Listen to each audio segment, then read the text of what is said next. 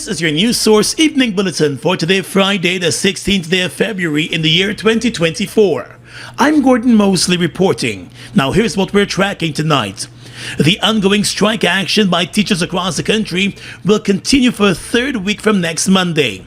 That's the announcement from President of the Guyana Teachers Union, Mark Light. Mr. Light said the government has blatantly refused to engage in collective bargaining with the teachers' representative, and that's in violation of the country's labor laws. Light reminded that the GTU wrote to the Permanent Secretary of the Education Ministry setting out the conditions under which the teachers were prepared to return to the classroom, but that letter has been met with silence. Those conditions include addressing the financial issues laid out by the union. Today, Light joined teachers in Linden in front of the Department of Education in the town, where hundreds of teachers, parents, and other supporters picketed the Education Ministry. Today, Light joined teachers in Linden in front of the Department of Education as they continued with the strike action. Back here in Georgetown, hundreds of teachers, along with parents and other supporters, picketed the Education Ministry on Brick Dam. There, GTU General Secretary Coretta MacDonald told reporters that while the union and the Education Ministry were meeting on a range of policy issues, the government has continuously shied away from addressing substantive issues. GTU is simply asking that, one, for us to resume our talks, we have to first have the Ministry of Education with immediate effect restart the deduction of the dues. The deduction of teachers' dues is where teachers have legally written to the Ministry of Education, giving them permission to deduct $700 from their salaries and remit same to the Guyana Teachers Union. So that's one of the first conditions that we're going to be asking for. The second condition that we will ask for is that the Ministry of Education, and by extension the government, do just what the previous administration did. Take into consideration the meager salaries that teachers are receiving and that no teacher would lose pay. Thirdly, we would ask that the Ministry of Education come to us with a counter proposal so that we can start our talks from that standpoint.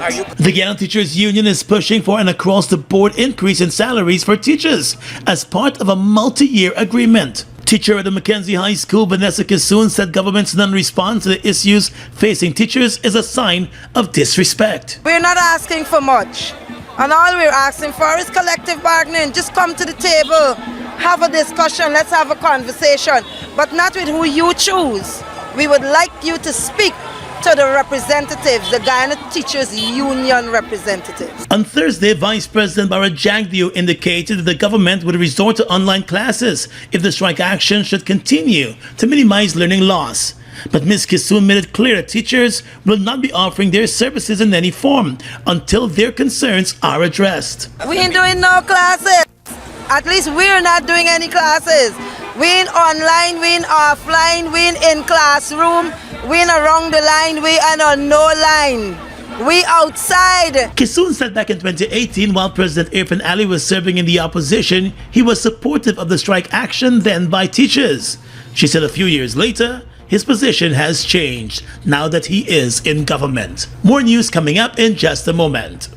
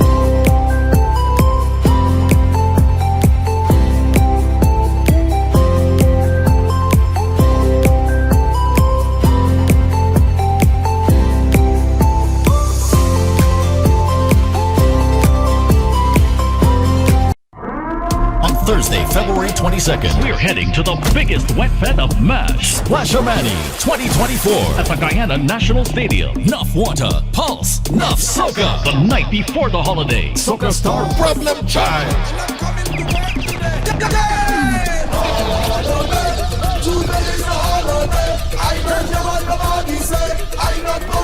Hola Tunji.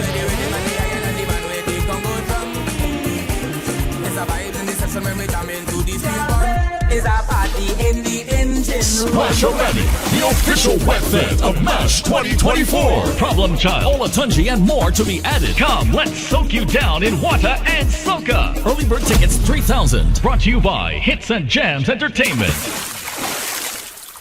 Fireside Suite standard and unique. Room fresh and nice, comfortable and neat. 24-hour whole day we a do it. Affordable price on a Garnet Street, yo. Can't vex, cause we top of the line. Fireside are the best, 5-star we a shine. From you come one time, we tag a left on your mind. To tell your family, your friend, them one more time say.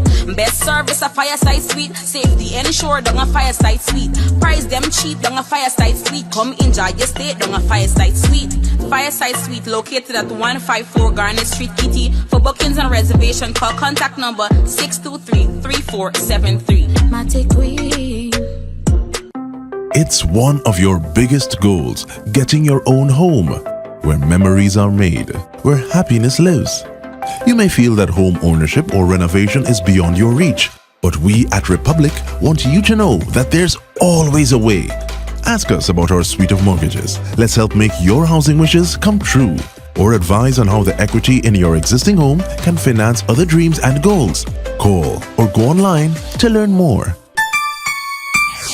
Bust the flavors. We're full of flavors. Bust the flavors, that my crave for. We're full of flavors. Tell your neighbors about the bust the flavors. Grab a bust the flavors. Yeah, thirst buster. Grab a buster. Bust the flavor, taste the savor. Bust the flavors. Bust the flavors. Let's tell you now that the Private Sector Commission will be meeting next week to discuss whether there is a role for the Commission as a mediator to bring an end to the nationwide strike by teachers. The strike by teachers has been ongoing for the past 2 weeks, leaving many classrooms across the country empty. Chairman of the Private Sector Commission, Kamal Singh, today told News Source that the Commission is willing to meet with both the government and the GTU separately to discuss the outstanding issues that have caused the strike action.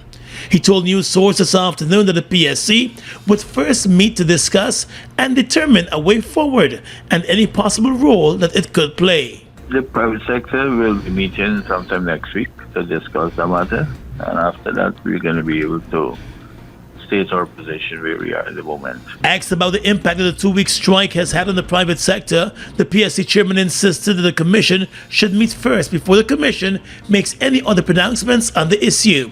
In a Facebook Live this morning, the president of the Guyana Teachers Union, Mark Light, said 10 days after the strike was initiated, there has been no movement by the government to return to the negotiating table to discuss an increase in salaries for teachers.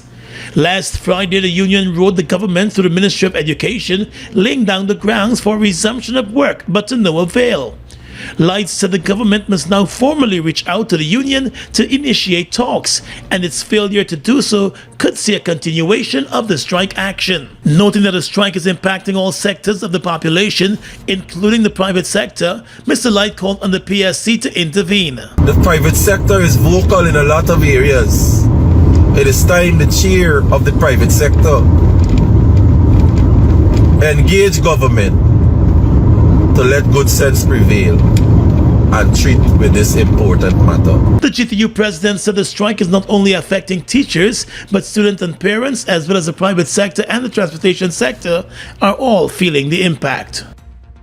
The Guyana Trades Union Congress has rubbished Vice President Barrett Jagdeer's contention that Coretta MacDonald is ineligible to serve as a General Secretary for the Guyana Teachers Union, owing to her position as a Member of Parliament. In a statement today, the General Secretary of the GTUC, Lincoln Lewis, accused the Vice President of continuing to act recklessly on national matters of grave importance that require seriousness, integrity, accountability, respect for citizens' rights, and the rule of law. The GTUC reminded that the GTU's constitution allows for all teachers to become members of the union, noting that Coretta MacDonald is a teacher and is therefore eligible to serve as a member of the union and as its general secretary. The umbrella union body said the vice president's concerns should center more around the needs of the nation's teachers who have been on strike for the past 10 days. According to the GTUC, the issues that led to the current industrial action by teachers are the government's failure to respect the workers' right to collective bargaining through the GTU, the abrogation of its obligation under the Trade Union Recognition and Certification Act to treat with the union in good faith, and the violation of the labor law to conciliate and arbitrate on the existing grievances. The GTUC said had those matters been addressed, the teachers would have been in the classrooms and not on the picket line. Further, the union said the vice president's statements and his behavior regarding the union and its officials are tantamount to interference in the internal affairs of the trade union, which contravenes the conventions of the International Labour Organization. The government has been maintaining its position that a strike by teachers is political, even as teachers across the country continue to stay away from their classrooms. The Guyana Trades Union Congress is urging the government to meet with the union and resolve the teachers' grievances, which are just and legitimate, the union said. At the most critical life-changing moments, the National Insurance Scheme is here to ensure that your needs are covered. Access reimbursement for medical expenses for various aspects of your medical care. We know that eye care is of utmost importance. Receive assistance with our Spectacle Care voucher. Visiting the dentist? Dental care is also covered under our sickness benefit services. Offset the funeral expenses of a loved one with costs covered by our funeral benefits. National Insurance Scheme. We're there every step of the way.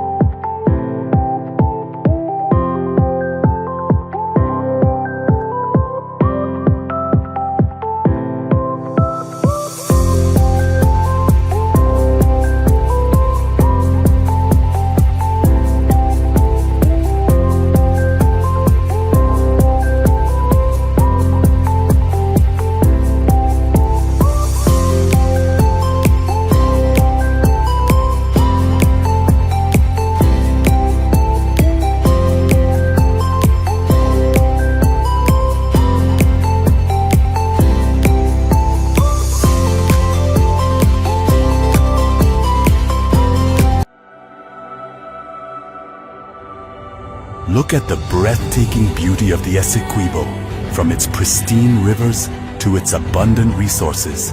It's a treasure that belongs to Guyana, and we ask Venezuela to respect the rule of international law.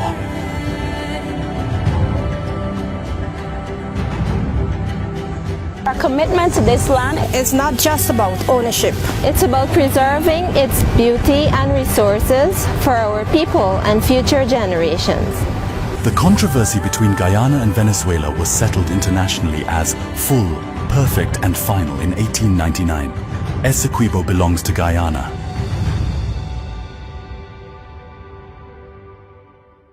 One day after Trinidad and Tobago's Ministry of National Security linked the ongoing oil spill along the coastline of Tobago to two vessels that were destined to Guyana from Panama, Vice President Barajagdio sought to cast a doubt over the information provided by the Trinidadian authorities.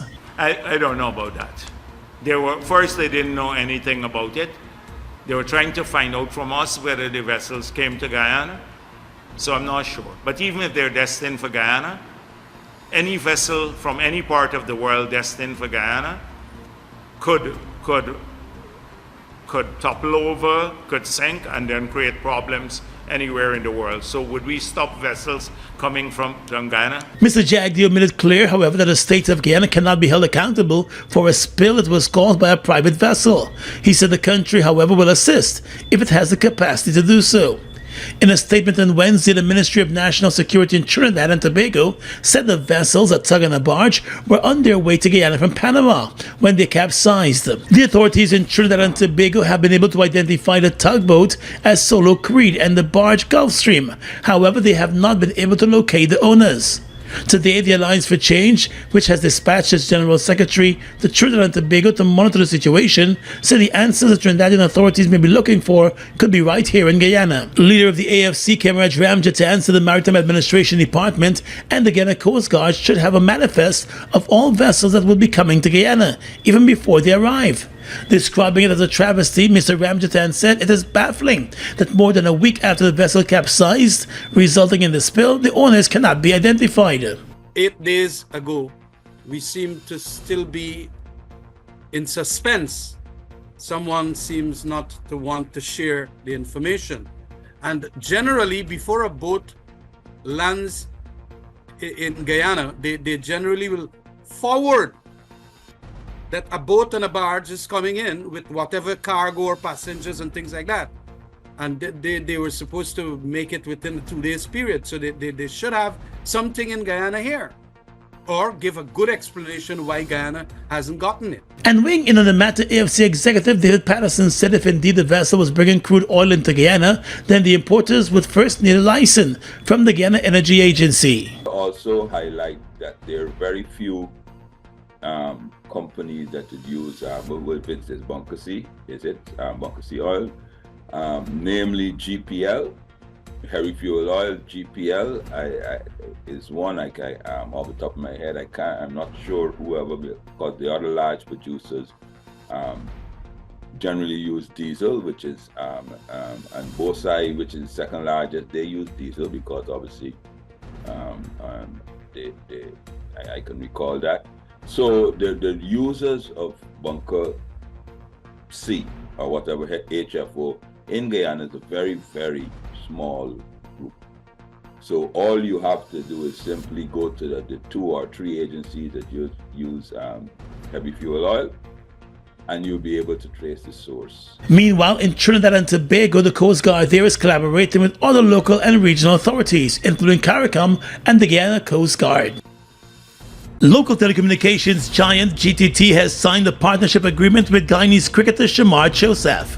The young fast bowler shot to fame recently and won the hearts of the international cricketing world after he led the West Indies cricket team to victory in a test match against Australia back in January. GTT's Chief Commercial Officer, Kershal Charles, said the 3-year partnership will not only see Joseph endorsing the company, but will also see the Guyanese fast bowler teaming up with the company to give back to his village through the provision of cricket and other sporting gears, books, and uniforms, among other initiatives. So we're into a 3-year endorsement partnership with Shamar. We don't see it as an endorsement. We don't want him to be our ambassador. It has to be mutual. We also want him to be in his image and likeness. Shamar is young, Shamar is fresh, he's growing.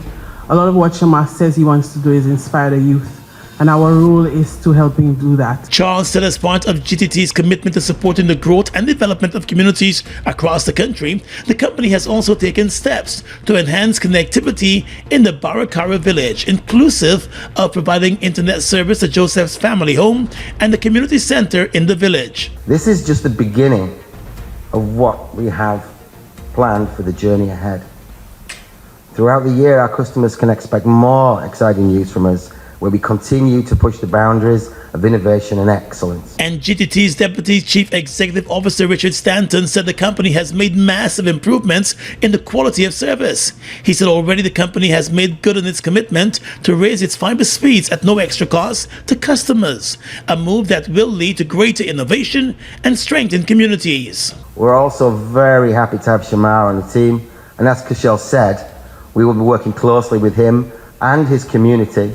Shamar's speed and accuracy with a cricket ball absolutely aligns with our values of being the fastest and the most reliable player in the game. And he noted that through its partnership with OneSat Networks, GTT has been able to provide quality internet solutions throughout the country in communities such as Barakara. Today, I'm very happy to tell you that effective immediately, our customers will enjoy a boost in their speeds from 33% to as much as 100% Shamar.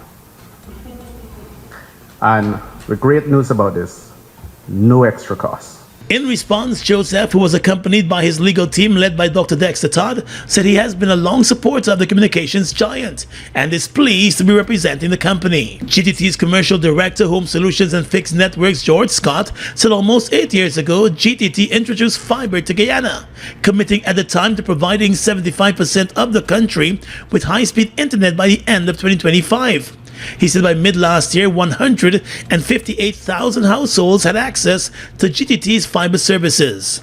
And today, 2 in every 3 households can now have access to the company's high-speed fiber network. More than 40,000 Guyanese households are in line to benefit from the massive upgrade, the official said. Did you know Guyoil Super 95 gasoline has an octane rating of 95, the highest rating available in Guyana? This premium fuel is known to enhance the performance of your engine, making it run smoother and more efficiently, leading to better fuel economy and improved performance. Choose Super 95 for more mileage and better overall performance.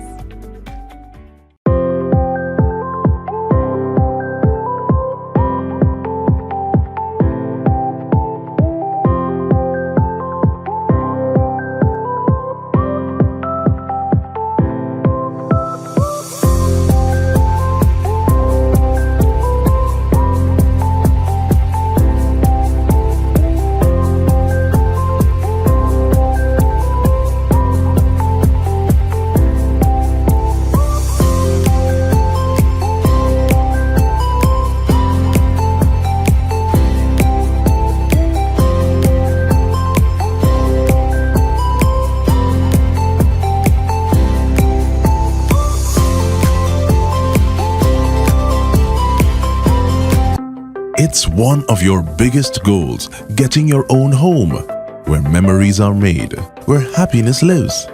You may feel that home ownership or renovation is beyond your reach, but we at Republic want you to know that there's always a way. Ask us about our suite of mortgages. Let's help make your housing wishes come true. Or advise on how the equity in your existing home can finance other dreams and goals. Call or go online to learn more. Bust the flavors. We're full of flavors. Bust the flavors that me crave for. We're full of flavors. Tell your neighbors about the bust the flavors. Grab a bust the flavors. Yeah, thirst buster. Grab a buster. Bust the flavor, taste the savor. Bust the flavors. Bust the flavors. With your regional and international news tonight, I'm Svetlana Marshall. In the region, a recent spike of violence in Haiti's capital, Port-au-Prince, is preventing the World Food Programme, WFP, from reaching hundreds of thousands of people in urgent need of supplies, as conflicts between armed gangs worsen an escalating humanitarian crisis. The United Nations Food Agency on Thursday said the latest violence, which broke out in early February and has forced nearly 10,000 people to flee their homes in just 10 days, has prevented the agency from reaching over 370,000 people in the most urgent need of food. WFP country director said the upsurge in violence has blocked cargo routes, restricted movement, and closed schools, forcing WFP to temporarily halt many activities across the country. The WFP said school closures have prevented the group from helping to provide hot meals to some 300,000 children. Venezuela's government has asked staff from the United Nations human rights body to leave the country within 3 days, saying it will conduct a revision of its cooperation with the organization, with the UN saying it would evaluate next steps. The South American country's government said it had made a decision to suspend the activities of the Technical Advisory Office of the United Nations High Commissioner for Human Rights and carry out a holistic revision of the technical cooperation terms. The review will take place over the next 30 days, the government said in a statement, adding that all UN personnel connected to the office must leave the country during the next 72 hours. The UN Human Rights Office, which has operated in Venezuela since 2019 and has 13 staff in the country, must rectify its colonialist, abusive and violating attitude, the government said in a statement. Venezuela's government has asked staff from the United Nations human rights body to leave the country within 3 days, saying it will conduct a revision of its cooperation with the organization, with the UN saying it would evaluate next steps. The South American country's government said it had made a decision to suspend the activities of the Technical Advisory Office of the United Nations High Commissioner for Human Rights and carry out a holistic revision of the technical cooperation terms. The review will take place over the next 30 days, the government said in a statement, adding that all UN personnel connected to the office must leave the country during the next 72 hours. The UN Human Rights Office, which has operated in Venezuela since 2019 and that's your News Source Evening Bulletin for tonight. I'm Svetlana Marshall reporting and encouraging you to stay safe.